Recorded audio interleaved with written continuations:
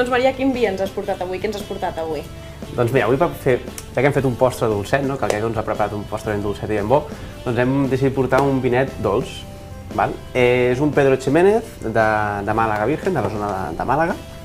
I aquests, com el seu nom diu, és un vi dolç. El que té molta curiositat és com el procés en què s'elabora aquest tipus de vi. Si més no és una miqueta curiós, vull dir, el que es fa és el raïm, que va ser un raïm fa molts anys portats d'Alemanya, el senyor Pedro Ximénez el va portar cap a Espanya, i va arrelar molt bé el que és en llocs on són molt càlids, és a dir, al sud d'Espanya, perfecte. Llavors el que es fa perquè aquest vi sigui naturalment dolç és es cull normal i corrent a l'època de setembre, finals d'agost, principis de setembre, i després el que es fa és deixar entre 5 i 10 dies, el cullen amb molt de cuidado perquè no es trenqui el raïm i el van esparcint en camps, perquè durant 5 o 10 dies, de fet és un espectacle, però això és molt xulo, és molt curiós.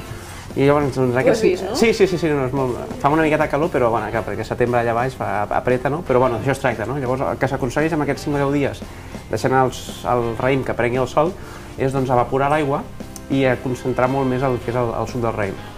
Llavors així aconseguim molt més grau alcohòlic. En el moment de fer la fermentació tenim molt més sucre i aquest sucre es transforma en grau alcohòlic. Llavors el que fem és parar-lo i aquests són vins que tenen al voltant d'uns 17 graus.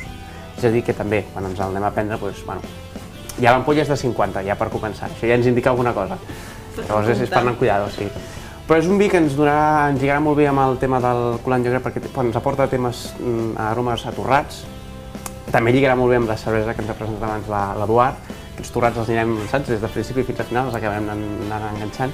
I llavors, per suposat, el punt dolç final ens enganxarà perfecte amb la mantega que porta, el sucre, és un postre, jo crec que a tiro fijo. Encertaràs, sempre acertes, no? Bueno, toquem fusta, no n'hi ha, però toquem fusta. I jo crec que és una bona recomanació també parlant amb en Queco, hem coincidit.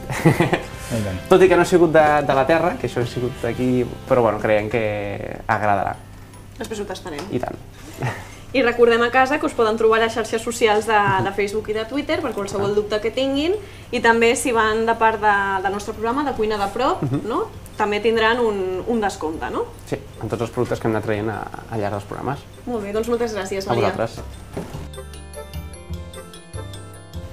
Doncs ara ho posem ja al forn, no? Sí, el tenim preescalfat, important això, Sempre el deixem una estona abans, el deixem preescalfat, mirem que els nens no s'acosten.